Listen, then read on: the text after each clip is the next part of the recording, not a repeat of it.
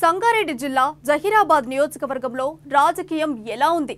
వచ్చే అసెంబ్లీ ఎన్నికల్లో ఎవరు విజేతగా నిలవనున్నారు? కాంగ్రెస్ జెండా ఎగరబోతోందా లేక మరోసారి గులాబీ జెండా రెపరెపలాడుతుందా? ఈ రెండు పార్టీలను కాదని ఇతరులు ఎవరైనా రేసులోకి వచ్చారా? జహీరాబాద్ నియోజకవర్గ ఓటర్ల మనోగతమేంటో ఓసారి చూద్దాం. Let's have a look.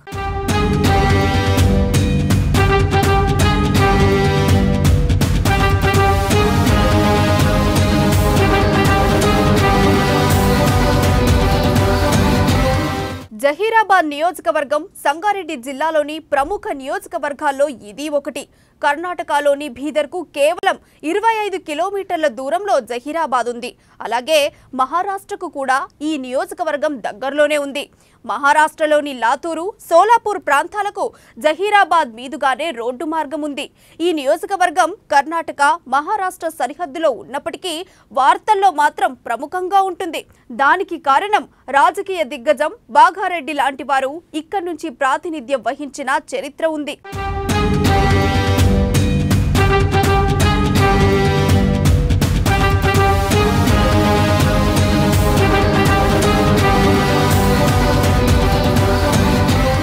Telangana రాజకీయ దిగ్గజం చెంగల్ బాగన్న జహీరాబాద్ నియోజకవర్గం నుంచి ఎమ్మెల్యేగా ప్రాతినిధ్యం వహించారు. ఇక్కడి నుంచి వరుసగా 7 సార్లు ఎమ్మెల్యేగా గెలిచి పలు కీలక శాఖలకు మంత్రిగా పనిచేశారు. చెంగల్ బాగన్న తర్వాత గీతారెడ్డి కూడా ఇక్కడి నుంచే 2 సార్లు ఎమ్మెల్యేగా విజయం సాధించి మంచి పేరు తెచ్చుకున్నారు. మంత్రిగాను ప్రాతినిధ్యం వహించారు. అయితే అలాంటి గీతారెడ్డిని సైతం ఇక్కడి ఓటర్లు 2018లో ఓడించడం గమనార్హం.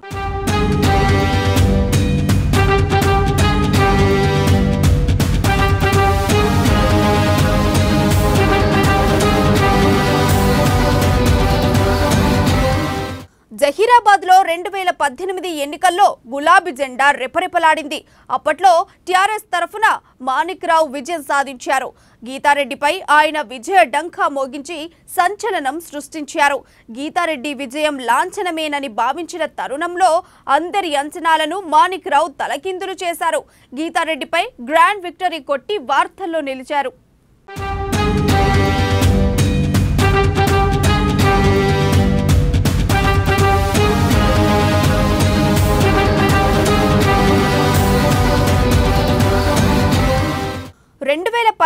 తర్వాత జహీరాబాద్ నియోజకవర్గంలో గులాబీ పార్టీ మరింత పట్టు సాధించింది.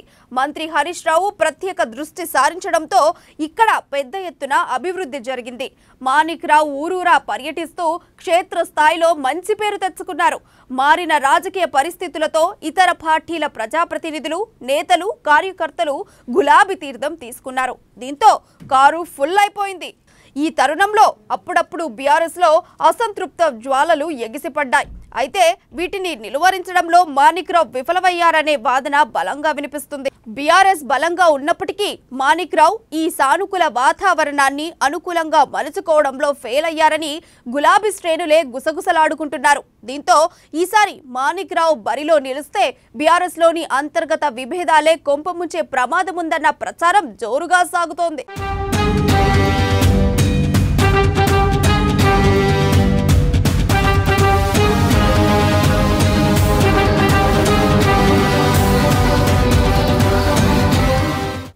అసెంబ్లీ ఎన్నికలు ముంచుకొస్తున్న తరుణంలో ఎవరెవరు జహీరాబాద్ నియోజకవర్గం నుంచి పోటీ చేస్తారన్న దానిపై ఆసక్తికర చర్చ జరుగుతోంది.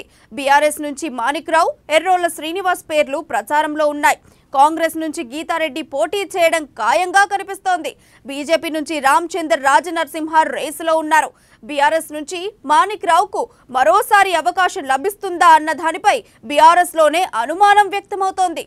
గీతారెడ్డి లాంటి బలమైన నాయకురాలిని ఓడించడం ఈసారి ఆయనకు సాధ్యం కాదన్న వాదన వినిపిస్తోంది. అందుకే మాణిక్రావు ప్లేస్ లో మంత్రి హరీష్ రావు అనుచరుడుగా ఉన్న ఎర్రోళ్ల శ్రీనివాస్ కు గులాబీ టికెట్ రావచ్చని టాక్.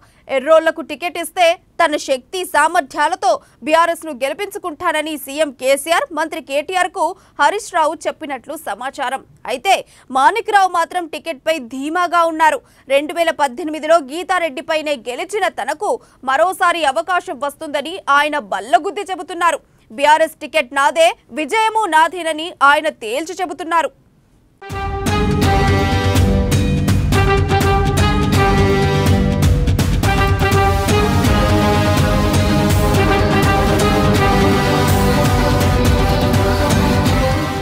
అటు గీతారెడ్డి ఈసారి జహీరాబాద్ నియోజకవర్గం నుంచి ఎలాగైనా గెలిచి తీరాలన్న పట్టుదలతో ఉన్నారు. 2018 ఎన్నికల్లో కాంగ్రెస్ శ్రేణుల అతి విశ్వాసం వల్లే గీతారెడ్డి ఓడిపోయారన్న వాదన ఉంది. అందుకే ఈసారి ఏమాత్రం లైట్ తీసుకోకుండా విజయమే లక్ష్యంగా ఆమె దూకుడు పెంచారు. ఈ మధ్య కాలంలో కాంగ్రెస్ ఒక్కసారిగా ఇక్కడి యాక్టివ్ అయిపోయింది. గులాబీ పార్టీ హవా వీస్తున్నప్పటికీ కాంగ్రెస్ శ్రేణుల్లోనూ నూతనోత్సాహం కనిపిస్తుండడం విశేషం. ఇదంతా చూస్తుంటే పోటీని ఈసారి గీతారెడ్డి చాలా సీరియస్ గా తీసుకుంటున్నారని స్పష్టమవుతోంది.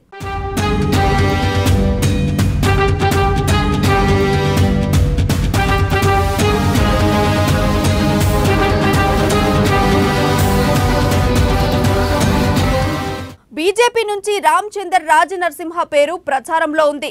మాజీ డిప్యూటీ సీఎం దామోదర్ రాజనరసింహ సోదరుడే రామచందర్ రాజనరసింహ. అయితే ఇక్కడ బీజేపీకి ఆశించిన స్థాయిలో బలమైన ఓటు బ్యాంకు లేదు. తన సొంత బలంతో పోటీలో నిలిచేందుకు రామచందర్ ప్రయత్నిస్తున్నారు. అటు బీఆర్ఎస్ ఇటు కాంగ్రెస్ బలంగా ఉన్న నియోజకవర్గంలో రామచందర్ మాత్రం తన సత్తాను చాటేందుకు విశ్వ ప్రయత్నాలు చేస్తున్నారు. సరైన ప్రత్యామ్నాయం బీజేపీనే అని చాటి చెప్పేందుకు ప్రణాళికలు రచిస్తున్నారు.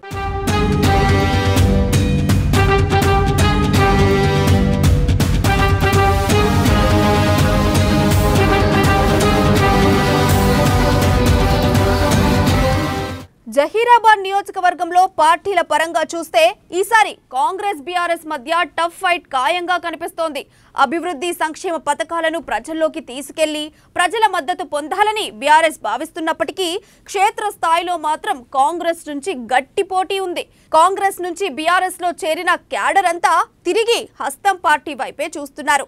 గీతారెడ్డి కూడా 2018లో చేసిన తప్పిదాలు పునరావృతం కాకుండా నేతలు క్యాడర్ అందరినీ కలుస్తూ యాక్టివ్ అయ్యారు. అటు బీఆర్ఎస్ నుంచి మాణిక్రావు కానీ ఎర్రోల శ్రీనివాస్ కానీ బరిలో నిలిచినప్పటికీ తనకు ఏమాత్రం ఇబ్బంది లేకుండా చూసుకుంటున్నారు. బీజేపీ నుంచి రామచందర్ రాజనరసింహ పేరు ప్రచారంలో ఉన్నప్పటికీ కాంగ్రెస్ మాత్రం బీజేపీని బలమైన ప్రత్యర్థిగా భావించడం లేదు.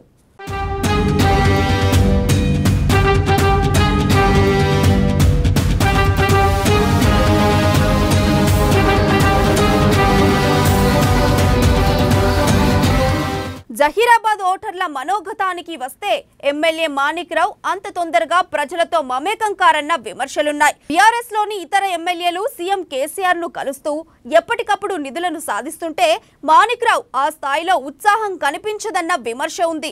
గీతారెడ్డి ఎమ్మెల్యే అయితే నియోజకవర్గానికి ఎక్కువ లాభం జరిగి ఉండేదన్న అభిప్రాయం జనంలో ఉంది. అందుకే ఈసారి గీతారెడ్డికి ఎక్కువ అవకాశాలున్నాయని వాదన ఉంది. ఏదైనా అద్భుతం జరిగితే తప్ప గీతారెడ్డి మరోసారి ఎమ్మెల్యే కావడం ఖాయమని విశ్లేషకులు కూడా స్పష్టం చేస్తున్నారు. మరి ఎన్నికల నాటికి ఈ పరిస్థితులు ఇలాగే ఉంటాయా లేదా పరిణామాలేమైనా మారిపోతాయా అన్నది వేచి చూడాలి మరి.